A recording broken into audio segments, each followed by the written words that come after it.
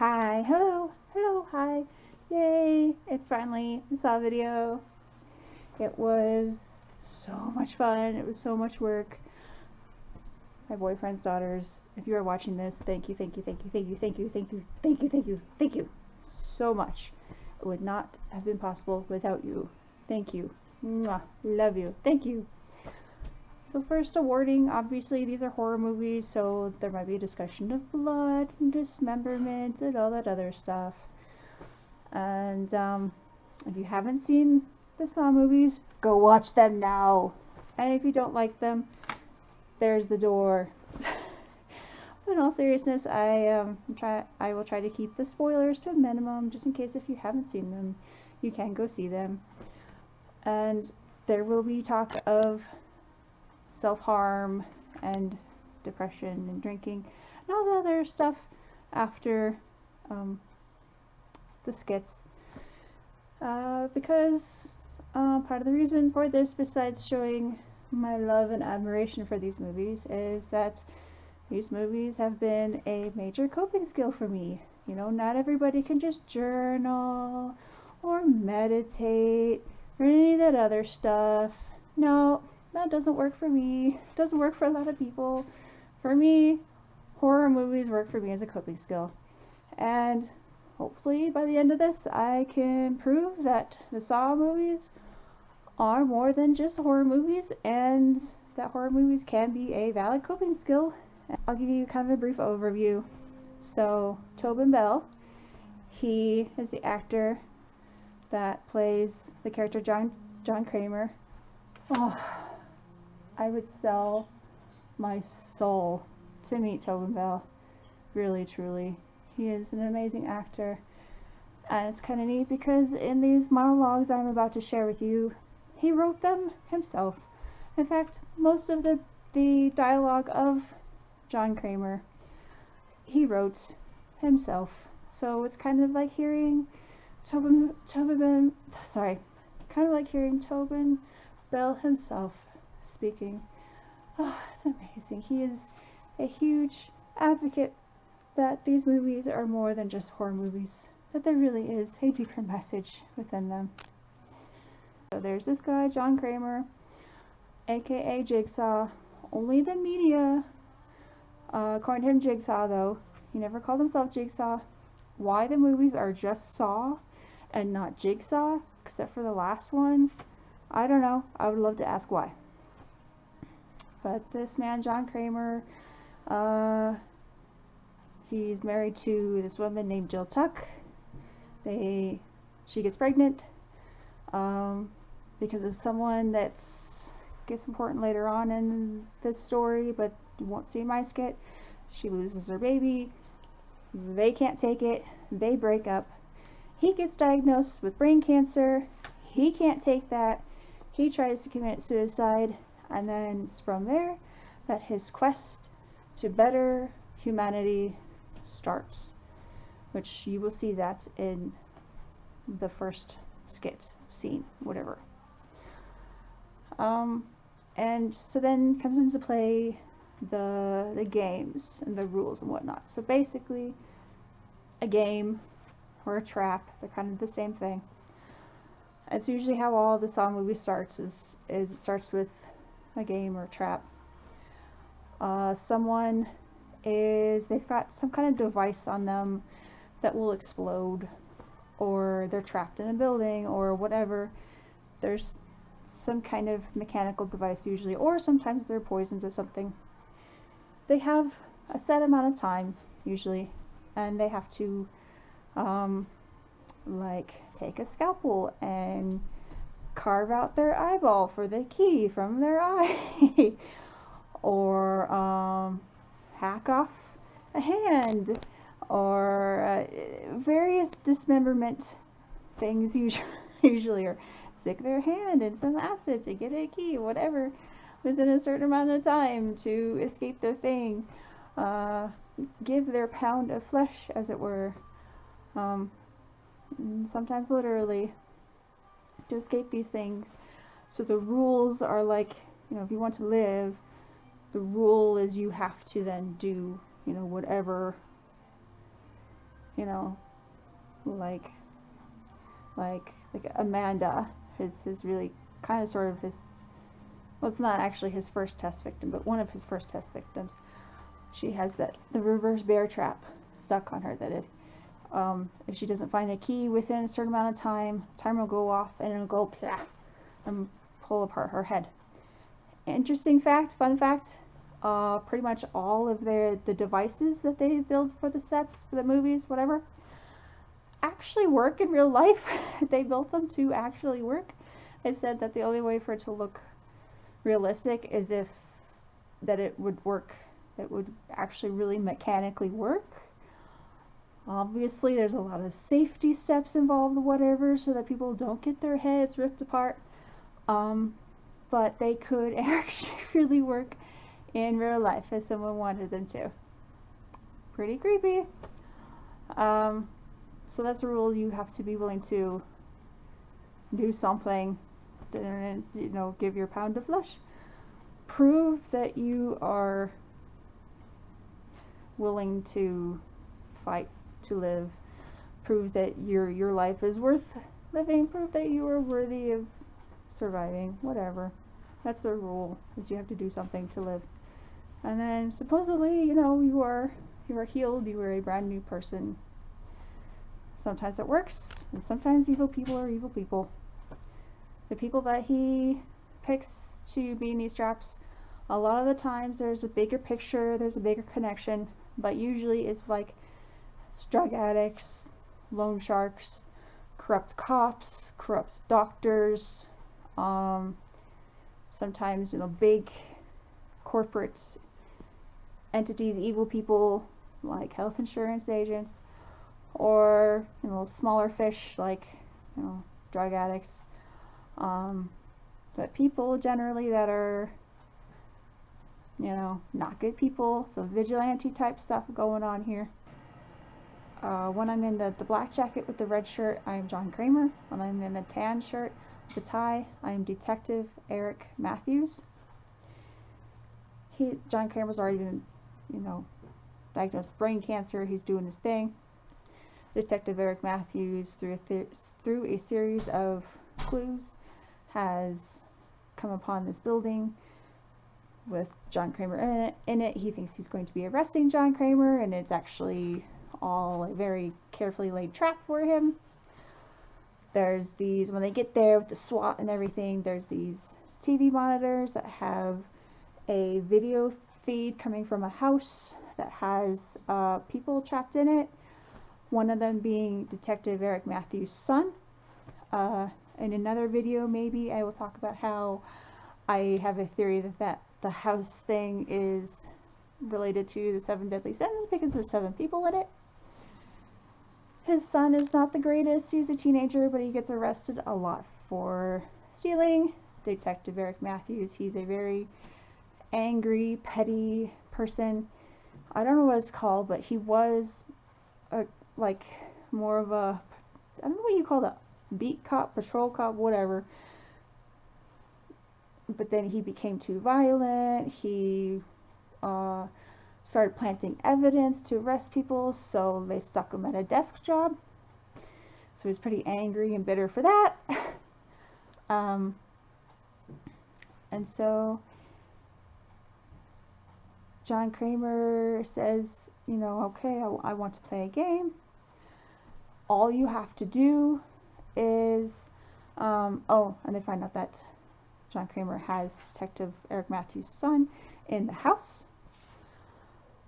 And he says all you have to do, the rules are all you have to do is to sit here and talk to me long enough, and you will find your son in a safe and secure state. So that's all he had to do, to just sit there and talk. But, you know, of course, he's an idiot, and he fucks it up, of course. So the part that I'm going to be showing you is that discussion where John Kramer convinces Detective Eric Matthews to talk to him But then, of course, Eric Matthews just like he reaches his points where he gives no fucks anymore. And I won't tell you what happens beyond that. But the important part is our conversation, because this is really important, because it's his origin story as becoming Jigsaw, essentially. It explains why he started doing the things he does, his philosophy on life, his philosophy on who of how we we don't take life seriously enough. We as he says, we go through life sleepwalking, that it takes something catastrophic to happen before we cherish life.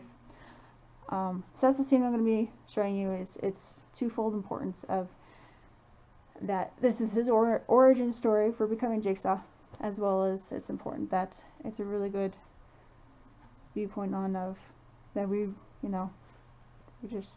take life for granted, basically. So I think that's all you really need to know prior to the first scene. And then prior to the next scene, so this is in Saw 6, and John Kramer, he goes to this health insurance agent. I think he's the owner of the company, I'm not quite sure. They're also friends, so when I'm in the black jacket and blue shirt, no tie, I'm John. When I'm in the black jacket, white shirt and tie, I am Will. I don't remember Will's last name, but it doesn't matter. Will is the insurance agent slash owner, I think. So they're friends, plus like John is coming to him with this cure thingy, cancer treatment thing. That it's experimental, but the doctor thinks that it would be a good, candidate, whatever, to try it for a trial. But of course, insurance doesn't want to cover it because it's experimental. So he's trying to appeal to his friend and insurance people, but can we get this covered? But of course, insurance being what it is, the guy is like, no, we can't. It's experimental. So where I pick up is right after that, after he denies him again. So this is really good, because it's Saw 6 really truly is kind of a rant about health insurance, believe it or not. So this is his, John Kramer's, as well as Tobin Bell's, yet again, it's like this is from words from his mouth, his viewpoint on health insurance in this country. I think it's a really, really, really interesting speech. I love this movie so much, and the fact that they really, I'm not spoiling anything by saying that every single person in the trap in this one all has to do with health insurance. It's great. So that's all you need to know prior to that one. And it's a little confusing sometimes of where I'm supposed to be with that one. They did a lot of changes of camera angles and whatever, but ain't nobody got time for that crap. So Will has a shelf behind his desk that has a bunch of trophies. So that's why I'm sitting in front of my fireplace with the mantle and that stuff on it. And then behind me is my TV that has a picture of a piranha. I don't know if you can even see that. Will has a huge fish tank in his office with just piranha metaphor there, I guess, which is actually on a different wall. And when John Kramer is speaking, he's actually facing a glass wall that is facing the dog pit, which is where all of Will's employees are. They look for discrepancies in insurance claims so they can deny people. When I'm sitting on my stairs and there's stuffed animals behind me, that's supposed to be me kind of standing in front of the dog pit. Didn't do very well at it. And then there's one point where then I'm standing in front of my TV, and there's piranha video going on. That's supposed to be me. Then standing in front of like the fish tank. Because he goes from the dog pit then over to the fish tank and is like, piranha, and yeah, goes on his spiel, continued conversation with Will. So that's a little explanation of the scenery in that one. So I think that's about it, and I guess I will see you afterwards.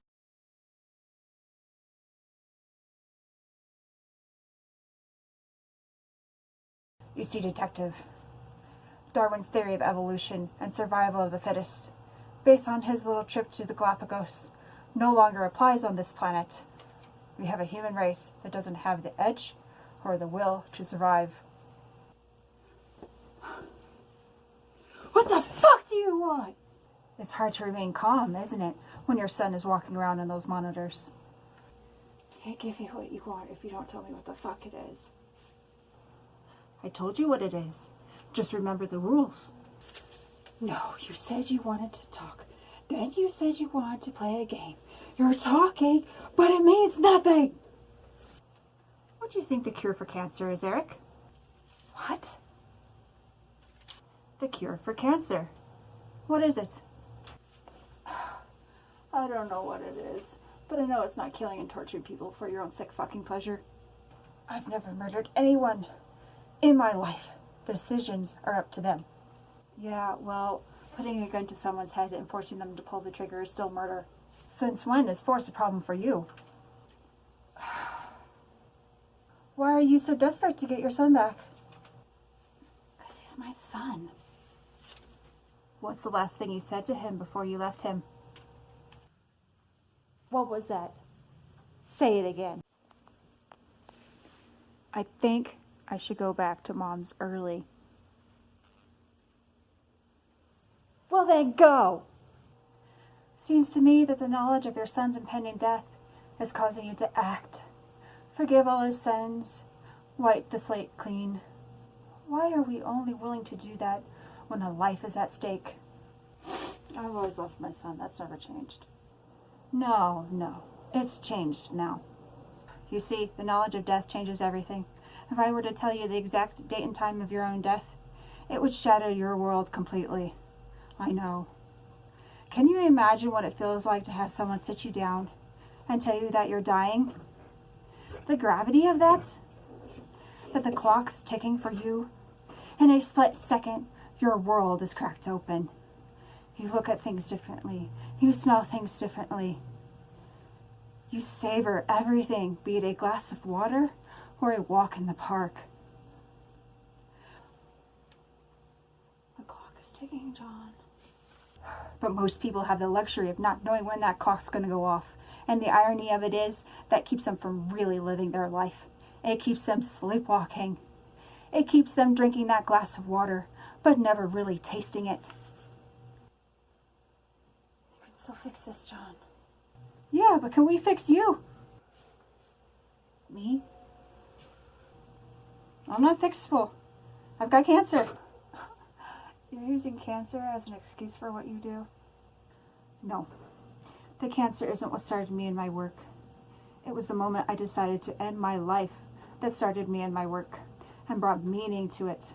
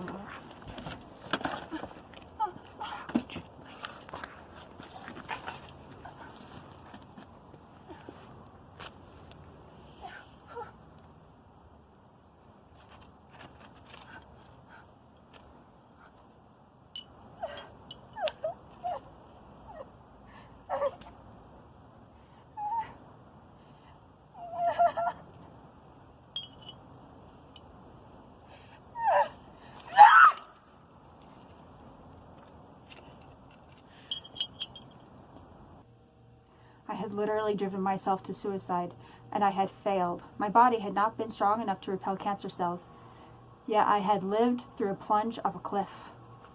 But to my amazement, I was alive, and I was determined to spend the rest of my days testing the fabric of human nature. Do you understand, Eric?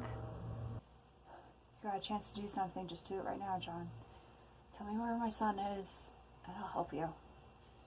I don't need your help, and I can tell that you still don't understand. Those who do not appreciate life do not deserve life. My son appreciates his life.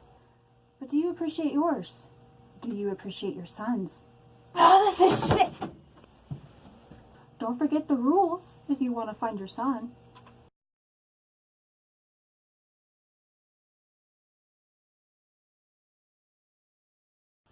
Did you know that in the Far East, people pay their doctors when they're healthy? When they're sick, they don't have to pay them.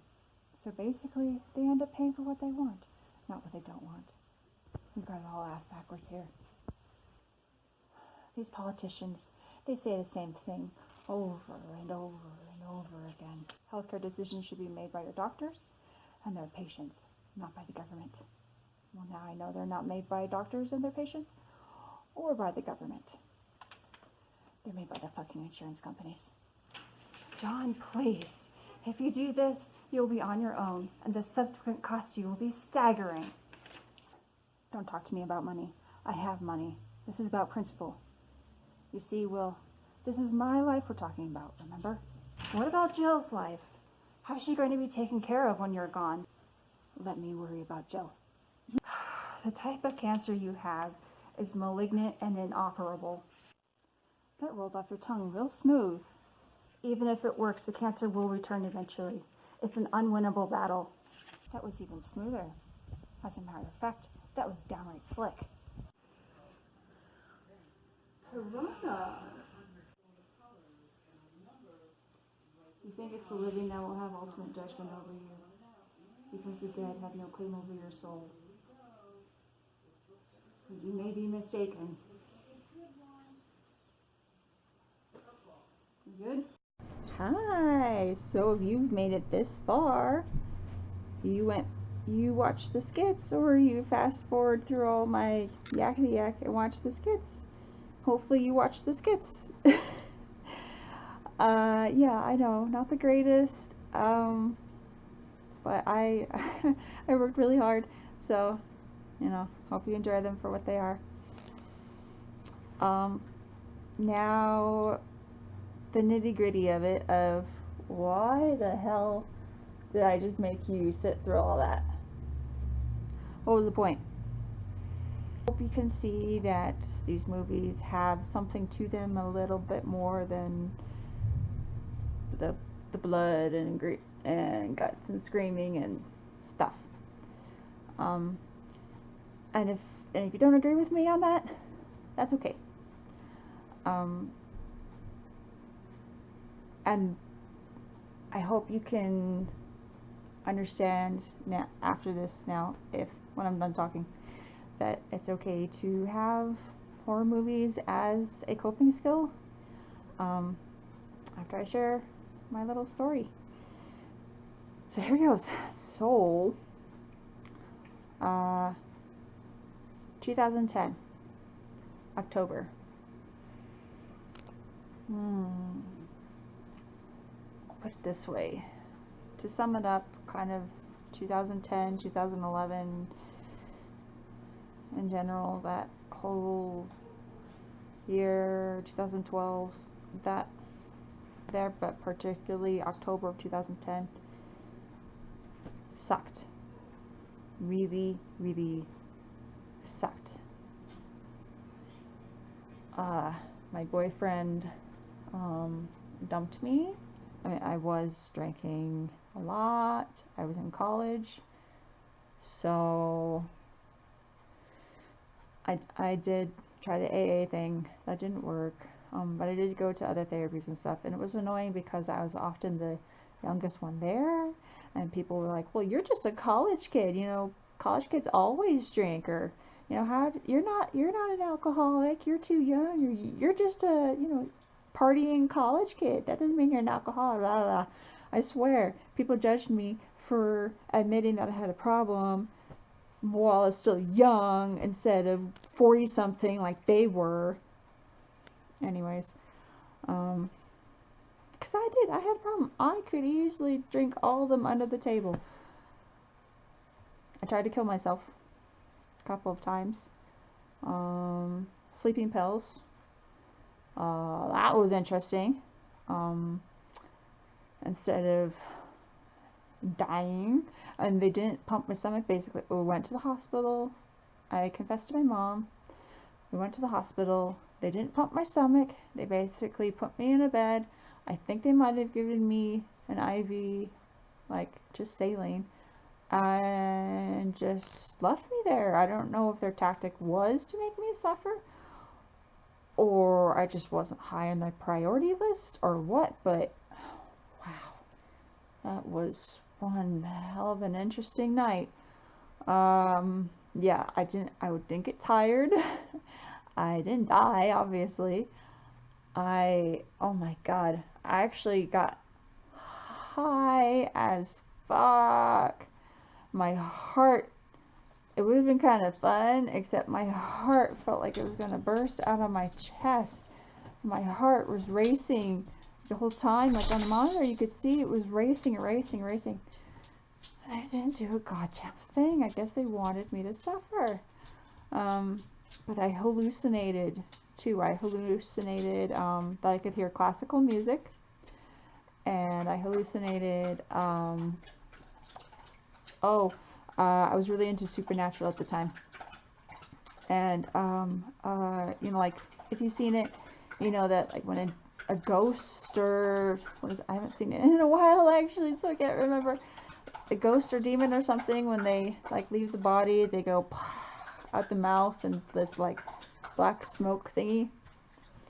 I kept hallucinating that was happening to people out in the hallway as they were walking past my room.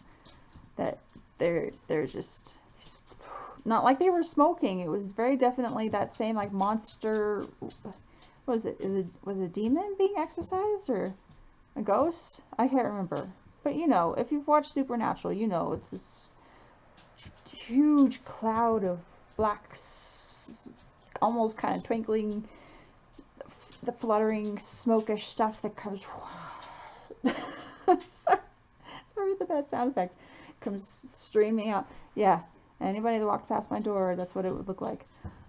Oh, and my nurse, who's a male nurse, he just kept berating me and telling me that I needed to thank God that I was still alive. And I said, well, no, my own body decided that I was going to be alive. And he just kept like trying to hammer it into me that no, God decided that you were going to stay alive. God has a better purpose for you, blah, blah, blah. So you should be grateful. You should be thankful. You need to pray and thank God that you're blah. Hey, I am Christian now. I wasn't then. But, dude, like, you're working in a hospital. Your bedside manners need some work. You shouldn't be pushing the religious thing. You're supposed to be reassuring and calming and just not pushing your own religious agenda. I don't know, I guess he figured since I was a suicide case, like, I needed to be reprimanded. So, that was my only experience with actual suicide attempt. But then I started self-harming a lot. Almost every day. Again, trigger warning, but my method of choice was scissors on inside my arm. And again, stupid arguments that people would argue with me on.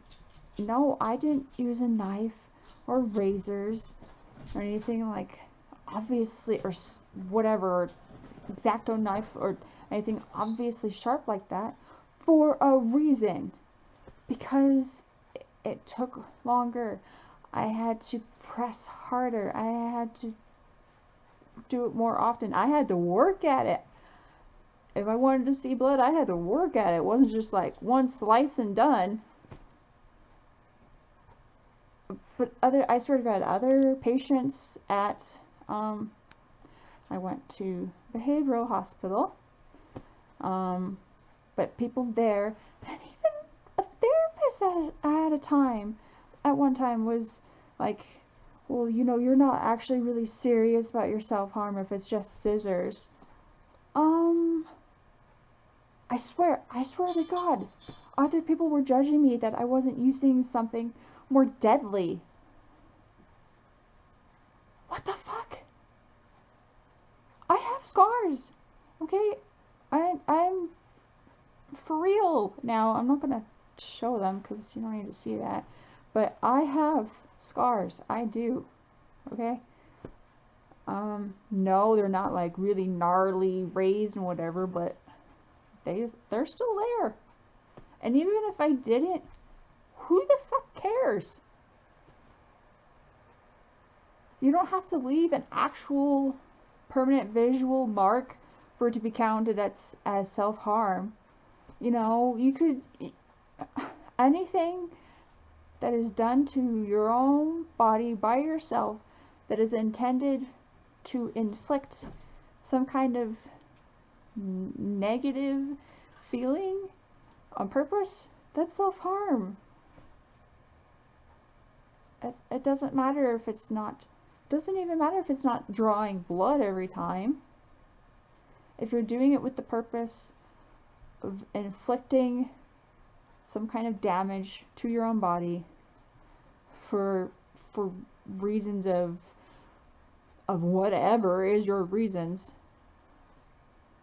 for mental health distress of some kind, it's self-harm. And no, I didn't do it for punishing myself. That's another thing. People would say, well, it's not real if you weren't trying to punish yourself. It was just for attention. I'm sorry I'm getting all snotty, but this is what I went through. No, I wasn't doing it to punish myself. I was doing it to shut my brain up. I always say it's like, okay, so you have a tea kettle on a stovetop. It's whistling. It's screaming. You can turn the heat off on the stovetop. And yeah, it'll stop. It'll stop whistling eventually because there's no more heat source. But it's a hell of a lot easier to pick up that tea kettle, pick up that tea kettle and move it off the burner to make it stop, you know, hissing and screaming and whatever. That's an instant fix, instant result. That's what the cutting did.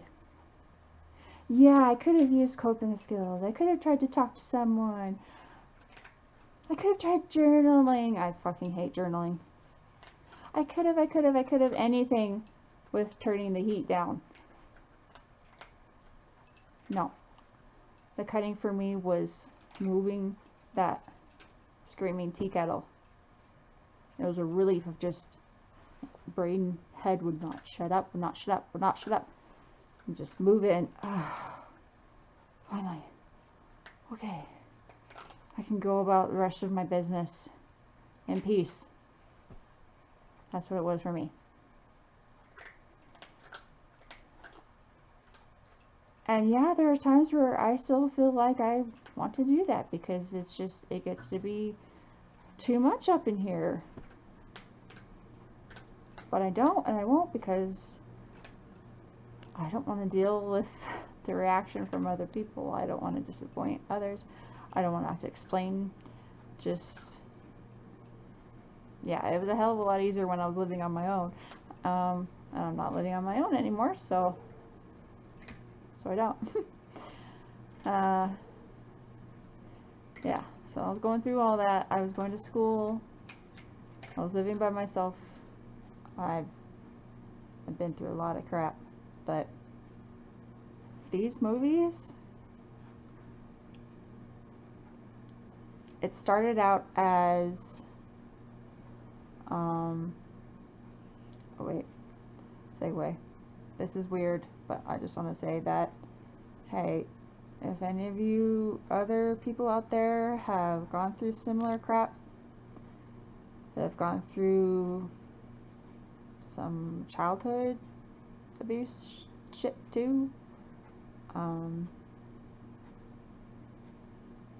here to talk about it, message about it if you need to, want to, anything that I'm talking about, anything that's like personal, it's scary, and can make you feel really fucking alone. If you are going through it alone, believe me, I know. I'm here. You can message me, really. You can, and we'll talk. I want this to be a free and open and welcome place for if you've got any of that kind of crap going on. It's okay. You can message me. And I promise it'll be just between us. I promise to listen to every word that you have to say, that you need to say. And, yeah. I'm willing to be someone that you can talk to if you need it. So, back to these movies here.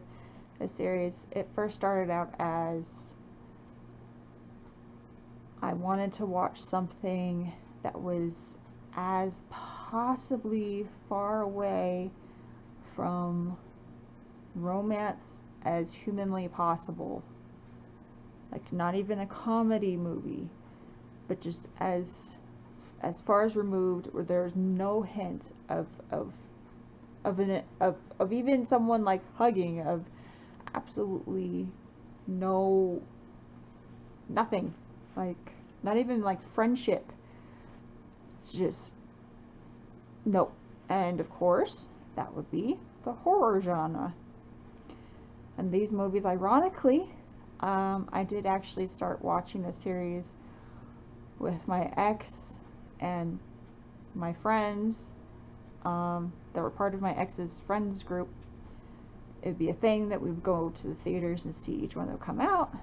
But obviously we stopped going and seeing them when they would come out, when the breakup happened. I thought maybe it would make me feel too sad to watch them because of that. But it was like, no, fuck them. I own the DVDs already. You know, I don't need them to watch the movies. So in other words, I liked them already. And so just kind of started as a, oh, well, why the fuck not? And then, holy crap, I started watching like at least 2 of them every single solitary night. And even if I had homework, I would turn on one and have it play in the background. I shit you not. And that went on for weeks, dare I say months. Even now, my current lovely, wonderful, not abusive, not selfish boyfriend, he knows that if I am watching a Saw movie, he'll check in with me, like, hey, you okay? And, you know, more likely it's like, yeah, I'm good, I just haven't watched one of these in a long time, so I just feel like it. And it's real. I'm not, it's really, I can now watch them more for entertainment value than the therapeutic value. And it started as a distraction, in other words, and then, like, oh, and the blood and the screaming and whatever, it was, like the self-harm. It actually made me self-harm less. Something about seeing somebody else in agony and pain, something about seeing the fake blood and stuff, soothed that little part of me that needed to see it on myself. I know it sounds weird, but it was, if I could see it on there, if I could see it on the screen, I didn't need to see it as much in real life. Go fucking figure. So these movies, and then actually going through and really watching them and listening to them and realizing that there's more there. There is a line in these movies that comes up cherish your life. That is kind of a slogan that comes up. Cherish your life. And he means every word of that. Cherish your life. Cherish your life.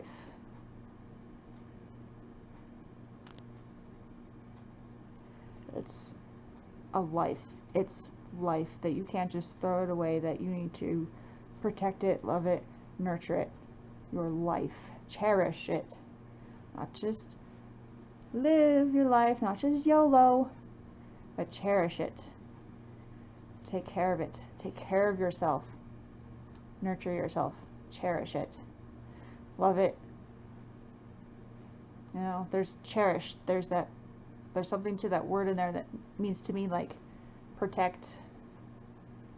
You know, not like be a hermit, protect, but just your life needs to have meaning to, not just YOLO, but to find actual true worth and meaning in your life. Protect it and love it and love you. Love yourself. Cherish it. Cherish yourself. Cherish your life. So after a while, it's like, okay, I'm gonna be okay. You know, I lost some things, but I still got some other friends. I ended up finding a really awesome friend at the hospital. He's now my boyfriend. Yeah, long story there, but yeah, I ended up dating the guy that I found in the behavioral wing of the hospital. Kind of a rebound for both of us right away. It didn't work, but we stayed friends for several years. Yeah, we've known each other 9 years, and we've been dating for 4. You never know what can happen. So that's why I cherish these movies so much. And I know people will just say, well, they're just movies. It's just movies. It's not, you know, real meaning. Well, beg to differ on that. We all need to find things outside of our own self to be able to understand life. I mean, look. I'm wearing these things. I'm wearing this thing. Some of you are wearing similar things because it feels good. It feels right. I feel more authentically me inside here. You know, it's just too bad that's so hot and uncomfortable. You know, we all have our individual homes and things and families, and yeah, you shouldn't be materialistic, of course, but it's important to be able to reach out and find things that can express your inner feelings when you don't know how to say it, when you don't know how to, when you just don't know how to. And these movies for me were able to express that just anger and pain and everything else that was going on in my life at that time.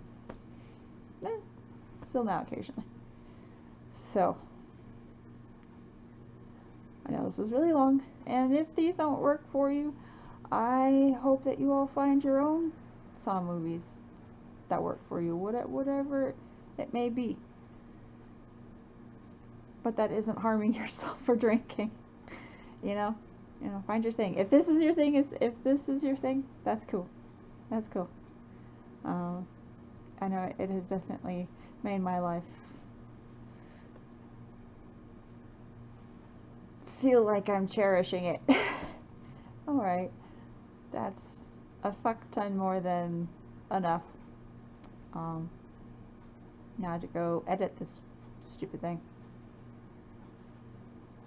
Bye. Love you. Mwah.